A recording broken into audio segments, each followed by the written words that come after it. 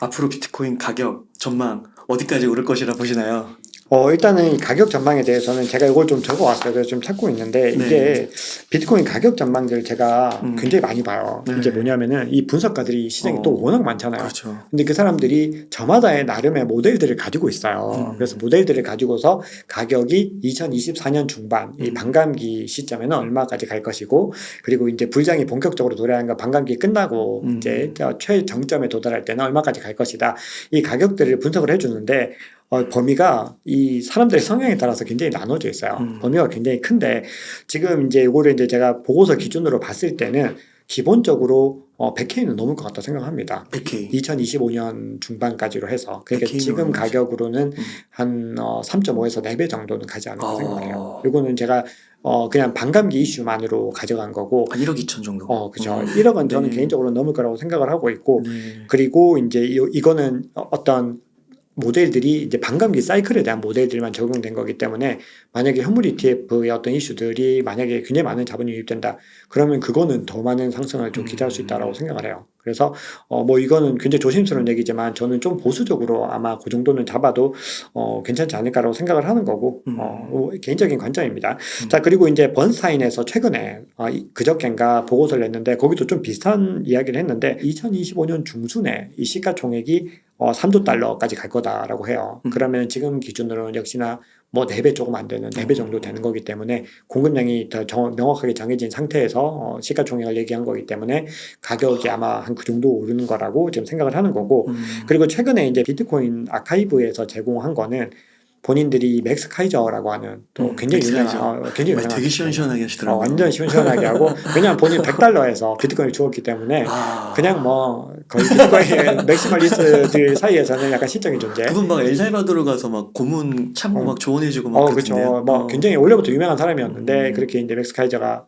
굉장히 지금 뭔가 올라와 있죠. 뭔가 업이 돼 있는데, 자, 이 사람이 이제 제시한 어떤 모델들을 가지고 비트코인 아카이브가 해봤더니 이제 요건 220K까지 갈 수도 있다. 뭐 이렇게도 얘기를 합니다. 그건 굉장히 좀 불리시한 관점이죠. 자, 그리고 요거를 이제 반감기 이후 시점까지 갔을 때는 아마 굉장히 많이 들어보셨을 텐데, 이제 아크 인베스트의 캐시우드는 2030년까지 이제 150만 달러까지 간다. 150만, 20억, 그치. 한 18억에서 20억. 네, 그렇게 굉장히 자신있게 얘기를 했죠. 1비트가. 이야. 네, 요거는 근데 너무 불리시한데, 근데 요 보고서가 이제 어디 나온 거냐면은 올해 초에 빅아이디어, 매년마다 빅아이디어 보고서를 내는데 그건 꼭 읽어보셔야 돼요. 근데 이게 굉장히 올 한 해 동안에 어떤 굉장히 혁신적인 어떤 트렌드들을 얘기를 해줘요. 거기에 이제 이 비트코인 파트에서 그렇게 얘기를 했는데, 굉장히 많은 지표들, 뭐 기업의 어떤 재무라든지 이런 것들 여러 가지 뭐 얼마나 많은 자본이 유입되는지를 다 계산을 해뒀어요. 근데 그걸 가지고 했는데, 요 이제 150만 달러 요거는 최근에 수정을 한 거고, 거기는 이제 100만 달러 정도 돼 있어요, 보고서에는. 그런데 그걸 이제 중간값으로 대충 환산을 하면은 한 60만 달러 그 정도. 그래도 어마어마한. 그거도 엄청나죠. 그래서 지금 뭐 굉장히 아크는 불리시한 관점을 가지고 있다. 그러니까 그 아크 보고서 저도 얼핏 봤는데, 그러니까 그 예측을 하는데 그 근거를 그냥 막 찌르는 게 아니라 그 보고서가 엄청 탄탄하더라고요. 엄청 탄탄하죠. 진짜 근거 이렇게 해가지고 뭐 어떤 가중치도 줘가지고. 가중치도 주고, 맞아요. 맞아요. 그래서 뭐가 통과되면 얼마가 하고 뭐 같은 거 이렇게 막 주더라고요. 맞아요. 그러니까 굉장히 정말 얼마나 많이 머리를 싸매고 그 많은 연구원들이 했겠죠. 근데 그럼에도 많이 틀리죠. 네. 그럼에도 틀릴 수밖에 없는 게 이 경제 환경이나 이 투자 환경이라는 거는 그렇게 예측하기가 쉽지 않은 시장이라는 거지만, 그럼에도 그런 보고서들을 보게 되면은 우리가 방향성을, 큰 방향성을 알 수 있는 거예요. 왜냐하면 그 이정표가 있으니까 우리가 가는 거지. 만약에 그런 거 아무것도 없이 비트코인 투자해 보세요 하면은 비트코인 투자할 수 있겠어요? 맞아요. 네. 못하죠. 제가 지난번에도 말씀드렸지만 반감기란 이정표가 있으니까 투자할 수 있는 거죠. 반감기 없으면은 아니 언제까지 이걸 언제까지 어떻게 모아야 되지? 이렇게 되는 거죠. 그렇죠. 예측은 틀릴 수 있어도 계획은 세워야 되잖아요. 그럼요. 지금 내가 집을 살 건데 지금 자산이 어느 정도, 수입은 얼마, 이런 거 다 세워야 되는 거잖아요. 그럼요. 근데 갑자기 복권에 당첨될 수도 있는 그렇죠, 거고. 그렇죠. 그런 변수들이 있는데. 누가 그런 건 안 좋겠지만 누가 아파가지고 병원비가 큰 돈이 나갈 수도 있는 거고. 그렇죠. 근데 계획은 세워야 되는 거죠. 맞습니다. 큰 흐름에서의 계획. 그런데 언제든 일정 부분 틀릴 수 있다는 전제에서, 하지만 큰 그림은 세우자. 약간 이런 전략인 거죠. 비트코인 암호화폐 관련해서 가장 큰 이슈 중에 하나가 앞서서 얘기해 주신 그 ETF 승인이잖아요. 네. 그래서 뭐 빠르게 보는 사람들은 11월까지도 보는데 11월은 좀 지나간 것 같은데 어떠신가요? 우선 지금 11월에는 그 어. 데드라인 걸려 있는 것 때문에 그랬어요. 네. 11월 17일에 이 해시덱스랑 프랭클린 템플턴의 2차 데드라인 걸려 있었거든요. 근데 둘 다 이제 기각됐죠. 아, 기각이 됐어요. 기각이 아니고 이제 검토 이제 보류로 보류로. 연기를 한 거예요. 이제 3차 데드라인으로 넘길게 약간 이렇게 됐고 음. 그래서 이제 지금 지배적인 거는 이제 다들 많이 알고 계세요. 이거는 블룸버그 ETF 팀에서 내년 1월 10일이 이제 90% 승인 가능성이 있다. 이제 그렇게 얘기를 하는 게 1월 10일이 아크 인베스트의 마지막이에요. 데드라인이 걸려 있거든요. 근데 만약에 이 아크 인베스트를 승인을 하지 않고 블랙락을 승인을 할 수 있을까? 바로 그 다음 주부터 블랙락의 3차거든요. 근데 그걸 승인을 한다면은 형평성이 말이 안 된다. 왜냐하면은 아크 인베스트가 최근까지 지금 S1 양식을 SEC랑 3차례 교환했어요. SEC가 요구하는 게 지금 다 아크 인베스트가 수정을 해가지고 반영을 하고 있어요. 가장 적극적으로 하고 있고 그리고 어제는 블랙락이랑 SEC가 이제 만났다고 하더라고요. 수정을 해주면 통과시켜주겠다 이런 건가요? 우리가 요구하는 이 조건을 너네가 반영해야지 더 심사를 갖다 제대로 해보겠다. 그러니까 이걸 하나 가져오면 이거 좀 마음에 안 드는데 이거 바꿔줘. 바꿔주고 오케이 좋아 바꿔줄게. 하고 또 오면은 또 이것도 마음에 안 드, 이것도 좀 다른 모델 좀 해줘 봐봐 하면은 그래 좋아 이것도 바꿔줄게 이렇게 되는 거거든요. 그래서 그거를 지금 3차례나 교환을 했다는 거는 아크 인베스트가 지금 승인이 가장 가까워 있다는 거거든요. 근데 지금 이 상황에서 아크를 배제시키고 블랙락을 그 말이 안 된다는 거거든요. 그렇게 되면 아크는 처음부터 다시 시작을 해야 되는 거잖아요. 그래서 그런 것 때문에 1월 10일이라고 보고 있는 거예요. 근데 만약에 이제 아크를 안 하게 됐을 때는 나머지도 안 할 가능성이 높아지잖아요. 그렇게 되면은 이제 상당히 좀 꼬이게 되는데 그럼에도 내년까지 승인이 될 것이다라는 거를 이제 블룸버그에서는 95%. 그럼 아크가 1번 타자예요? 1번 타자죠. 가장 먼저 냈죠. 1번 타자죠. 이미 3번째예요. 2번 거절하고. 돈나무 언니는 일단 완전히 진심이죠. 비트코인에 대해서 완전 진심이고 본인들이 운영하는 펀드 포트폴리오만 봐도 굉장히 대체 자산으로서 그런 비트코인 대체제로서 굉장히 많은 관련 주식들을 보유하고 있죠. 그래서 굉장히 믿을 만한 사람이다 생각합니다. 저는. 그러니까 그분이 약간 극악으로 갈리잖아요. 그렇죠. 근데 그분의 이제 어떤 파괴적인 혁신은 진심이다. 그렇게 볼 수 있을 것 같아요. 그리고 지금 또 이 갤럭시 디지털이랑 인베스코가 둘이 같이 또 냈거든요. 근데 이제 인베스코는 QQQ 아시죠? 나스다크 그된 인베스코랑 거기구나. 그리고 마이크 노보그라치의 갤럭시 디지털 둘이 이제 같이 냈는데 이미 샴페인을 터뜨리는 건 좀 그런데 이미 거의 확정된 분위기로 지금 이미 승인 이후 절차에 돌입했어요. 그래요? 그래서 이미 그런 관련된 지금 절차들이 이미 진행하고 있어요. SEC에 찍히는 거 아니에요? 그러니까 이미 마이크 노보그라치는 이미 뭐 확신한다 이 얘기를 너무 많이 했어요.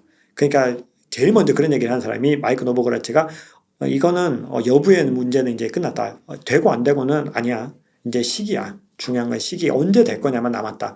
얘기를 한 거거든요. 그래서 이미 뭐 벌써 돌입을 한 상태이기 때문에 지금 전체적인 분위기는 뭐 너무나 뭐 많이 기울었죠.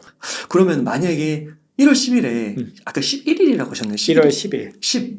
네. 그럼 그때 이게 거절이 돼요. 네. 그러면은 그 이후에도 가능성이 있는 건가요? 또 통과되는 그런 거예요? 그럼요. 지금 이제 이미 그 이후에도 충분히 가능성은 열려 있죠. 왜냐하면은 이 블랙락의 마지막 파이널은 3월인가 4월에 있어요. 아마 3월 달일 거예요. 그때까지 충분히 가능성은 열려 있는 거고 그 사이에 또 아크 인베스트도 수정 보완해서 재제출할 수 있죠. 그렇기 때문에 우리가 이제 1월 11일 너무나 또 이게 왜냐하면 사람들이 너무 거기에 이제 몰입을 하게 되면 다 거기가 된다고 확정적으로 믿고 있는데 그런 또 타이밍은 안 줄 가능성이 있죠. 충분히 10% 이상의 여진이 저는 있다고 생각하고 오히려 만약에 기습적으로 한다면은 최근에 가짜 뉴스 뜨면서 했잖아요. 맞아요. 갑자기 기습적으로 연내도 할 수 있죠. 왜냐하면은 이미 데드라인이 거기에 걸려 있는 거지. 만약에 모든 이 회사들이 기관들이 다 수정안을 다 제출을 마무리를 했어요. 그러면 언제 지금 승인을 해줘도 아무 상관이 없는 시간이에요. 이건 데드라인이 거기 걸려 있는 거지 꼭 그때 해줘야 된다 이런 개념은 아니거든요. 그래서 올해 언제든지 저는 열려 있다라고 생각을 합니다. 그럼 ETF 통과되면 얼마 갈까요? 이게 이 질문이 저는 가장 어렵긴 하더라고요. 네. 근데 저는 사실 단기로 떼었을 때는 얼마 될지는 100% 확신할 수는 없지만 저는 최근에 SEC를 상대로 리플이 부분 승소했을 때 순간적으로 100% 이상 올라갔거든요. 그러니까 배 이상 올라갈 가능성은 이미 거기서 충분히 봤죠. 근데 우리가 이제 이걸 가지고 과거에 우리 그 2004년에 GLD라고 하는 금 ETF 승인됐을 때 생각해 보면 승인되자마자 3배에서 4배 한 방에 갔거든요. 그래요? 거의 논스톱으로 한 방에 확 올라갔거든요. 굉장히 가파르게 올라갔어요. 그 차트 한번 찾아보시면은 진짜 뭐 차트 이렇게 올라가가지고 뭐 한참 올려야 돼요. 그럴 정도 스크롤 올려야 될 정도로 그렇게 급속하게 올라갔거든요. 그래서 사람들이 그걸 좀 기대하고 있어요. 2004년에 이 금 ETF가 비트코인이 디지털 골드라는 내러티브가 있잖아요. 그래서 그때 상황과 비슷한데 금보다 더 좋은 거 아니야? 이런 효과, 그리고 근무도 유동성도 더 많이 올 수 있는 거 아닌가, 이런 이슈들이 합치면서 굉장히 많은 상승들을 좀 기대하고 있는데, 요거 이제 단기적으로는 이제 금 ETF 사례와 저는 이제 배 이상 갈 가능성이 높다, 요걸 말씀을 드리고, 이게 이제 좀 장기적으로 봤을 때는 이제 어떻게 될 것인가를 이제 제가 최근에 보고서에서, 이 코인시어스 보고서에서 이제 본 게 있는데, 이 코인시어스는 그레이스케일 다음으로 이 디지털 펀드 상품을 가장 많이 운영하고 있어요. 그래서 유럽을 기반으로 하는데 영향력이 굉장히 많이 크고, 오랫동안 디지털 자산 펀드를 운영해 왔기 때문에 이 운영 규모들에 대해서 굉장히 좀 잘 알 수 있는 회사죠. 근데 이 회사가 이제 승인이 되면 12개월 동안 자본이 꾸준히 크게 유입이 돼서 141K, 그러니까 한화로 하면 이것도 한 1억 8천 되는데, 와. 그 정도까지는 간다라고 얘기를 하고 있어요. 그래서 대부분이 내후년 2025년까지는 일단은 굉장히 지금 대비로는 한 3, 4배 정도는 간다라는 그런 곳에 많이 베팅을 하고 있죠. 진짜 앞으로 박종환 작가님 되게 바빠지실 것 같아요. 진짜 이거 또 매도 타이밍도 혹시 얘기하실 건가요? 매도 타이밍은 지금은 말씀 못 드려도 어, 나중에는 이제 좀 말씀을 드려야 될 순간들이 오겠죠. 왜냐하면은 이거를 이제 장기적으로 뭐 2030년까지 가지고 간다라고 하면은 뭐 계속 모아 나가는 건데, 사실은 우리가 여러 가지 사이클들에 대한 어떤 감안들을 하게 됐을 때는 어쨌든 현금에 대한 어떤 흐름들을 그쵸. 만들어주는 건 전 중요하다고 생각하거든요. 그러니까 무조건적으로 어떤 절대적인 원칙처럼 무조건 계속 모아 나가야 돼, 요거는 좀 저는 이제는 조금 그 부분에 대해서 동의하기가 좀 어렵고, 장기적으로 모아 나가야 되지만 그래도 적절한 순간에서 더 효율적인 판단을 할 수 있는 분이라면 그걸 해도 괜찮다라고 저는 생각을 하는 거죠. 그리고 향후에는 또 이 포트폴리오 리밸런싱을 통해서 알트코인 투자 안 하시겠어요? 그렇죠. 해야죠. 다들 투자하시죠. 맞아요. 그렇기 때문에 이거는 뭐 누가 말린다고 되는 것도 아니고요. 또 말려야 될 것도 아니고, 어쨌든 그 현상들은 일어나게 될 거고, 지금 레이어원 코인들 펌핑 되잖아요. 뭐 솔라나, 아발란체, 맞아요. 뭐 최근에 막 폴리곤도 그렇고 되게 많이 뜨잖아요. 그런 현상들이 계속해서 일어날 수밖에 없는 상황이거든요. 그래서 그런 것들을 감안을 해야 되는 거죠. 그래도 5천만 원이잖아요. 지금 네. 뭐 4,900, 4,5천 막 이러니까 너무 비싸게 느껴지시는 거예요. 그래서 여기서 한 번만 더 떨어지면 한 10%, 20%한 번만 더 떨어지면은 매수하겠다, 이렇게 또 접근하시는 분이 있을 수 것 같거든요. 그쵸. 어떻게 보세요? 근데 커뮤니티의 분위기를 보면은 의외로 그렇게 떨어지면은 오히려 저는 이제 그 얘기를 그렇게 안 믿었어요. 당연히 우리는 확고한 믿음이 있고 떨어지면 확 담아야 되는데, 오히려 떨어지고 나면은 사람들이 못 더 떨어질 담죠. 거라 생각해요. 오히려 더 떨어질 거라 생각하더라고요. 맞아요. 그러니까 이렇게 되면 사야 되나, 어떻게 해야 되나 되게 고민들을 하시는데, 그렇게 접근하기는 조금 힘들 것 같아요. 그냥 지금 상황에서는 기본적으로 어느 정도의 금액은 조금씩 담으시고, 그리고 이제 조정 왔을 때를 대비해서 좀 남겨두시는 전략을 가셔야 될 것 같고, 그리고 또 하나는 이제 DCA라고 해서 되게 유명하잖아요. 네. 달러 코스트 에버리징으로 그냥 그냥. 매달마다 매주마다 조금씩 계속 모아나가는 것도 저는 이런 것들 판단하기 어려우신 분들은 그냥 그렇게 가시는 것도 괜찮다고 생각하거든요. 그리고 또 이제 이게 어디까지 떨어질지 모른다는 게 문제잖아요. 네. 이게 뭐 어떤 이제 전문가들은 이제 30K 밑으로 안 떨어져라고 얘기하는 사람들도 있어요. 또 어떤 사람들은 훨씬 더 떨어져라고 얘기하는 사람도 있는 거죠. 저마다 가지고 있는 어떤 해석할 수 있는 툴들이 다른 거예요. 그러니까 그건 알 수 없는 거죠. 근데 이 얘기는 또 반대로 얘기하면, 어느 날 갑자기, 내일 갑자기 뭐 20% 상승할지, 그 다음날 갑자기 30% 상승할지 누가 알겠어요. 그렇기 때문에 이걸 너무 예측하려고 하지 마시고, 우리가 가지고 있는 자본들을 좀 효율적으로 분배를 하셔가지고 그걸 갖다가 조금씩 넣는 전략이 지금 시점에서는 훨씬 더 효율적이라고 저는 생각을 합니다. 왜냐하면 어차피 우리가 지금 단타를 치려는 게 아니고 2025년까지는 가지고 가는 전략이니까 더 유효한 거죠. 그 최근에 그 감동받은 게 그 마이크로 스트래티지 그 마이클 세일러가요. 한 2, 3년 동안 계속 샀잖아요. 계속 샀어요. 근데 계속 마이너스였잖아요. 계속 마이너스고, 네. 그냥 굉장히 크게 마이너스를 해도 계속 샀어요. 그냥. 계속 달러 코스트 에버리징 뭐 그렇게 정기적으로는 모르겠지만 계속 샀잖아요, 진짜. 네, 맞아요. 그러더니 이제 수익 플러스로 돌아섰더라고요. 수익 플러스로 돌아섰고, 지금 마이크로 스트래티지의 주식도 있죠. 주식이 거의 뭐 모든 주요 주식을 다 압도하고 있죠. 이미 마이클 셀러는 굉장히 똑똑한 사람이었던 거죠. 모든 걸 다 이룬 거죠. 돈도 없고 명성도 없고 다 얻은 거예요. 그게 보니까 그 투자 이익이 2조라고 그러더라고요.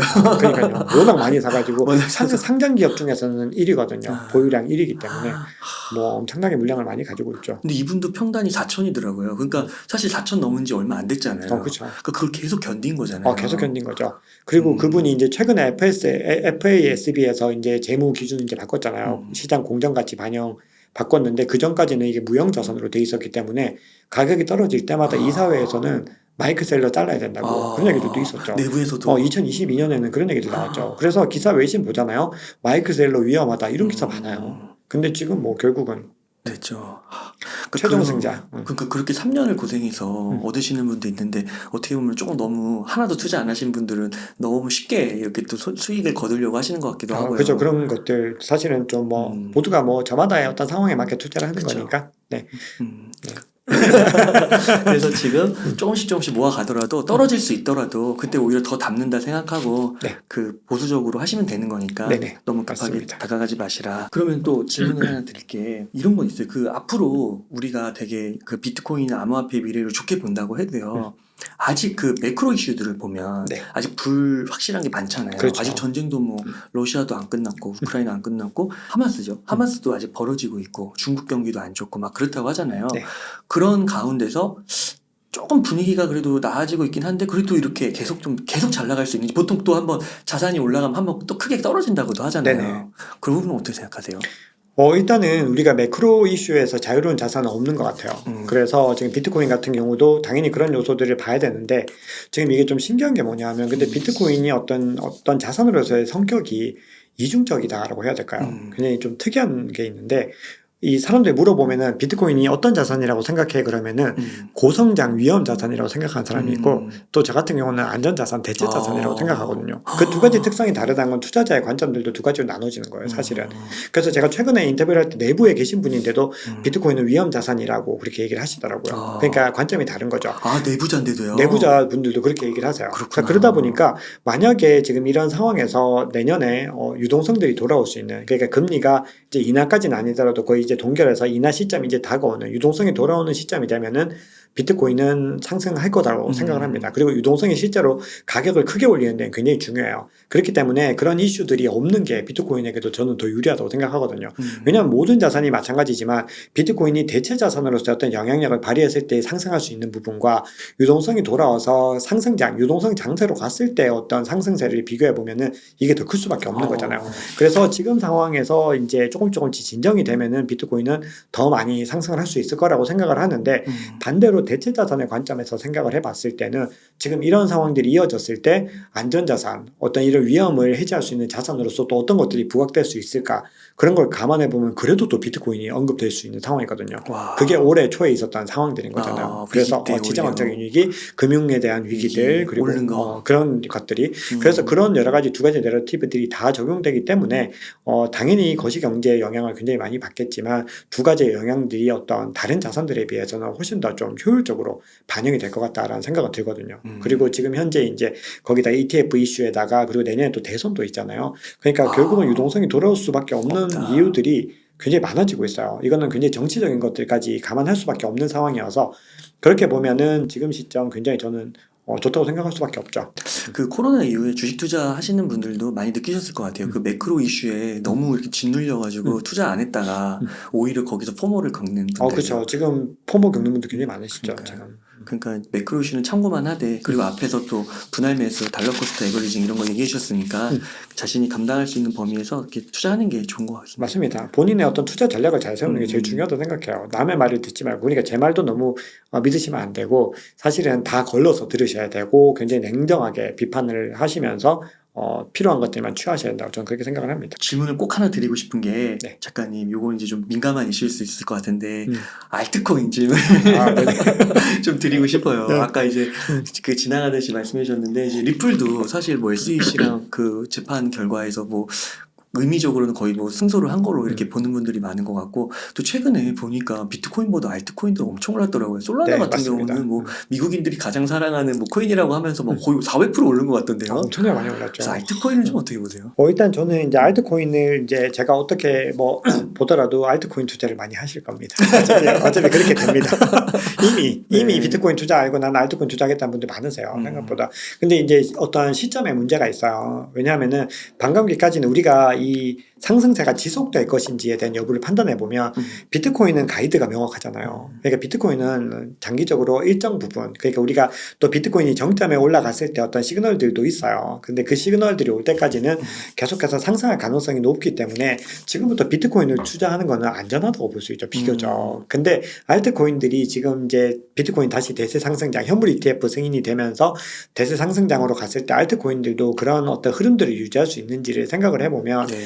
그렇게 볼 수는 없거든요. 그래서 지금 현 시점에서 만약에 알트코인에 투자하시고 싶으시면은 기본적으로는 좀 트레이딩 관점으로 접근하셔야 돼요. 그래서 단기적으로 크게 오르는 것들 눈여겨봐 두셨다가 본인의 어떤 실력들을 좀 발휘하셔야 되는 부분들이 있고, 장기적으로 조금 더 긴 관점, 그러니까 그것도 그렇게 큰 장기는 아니에요.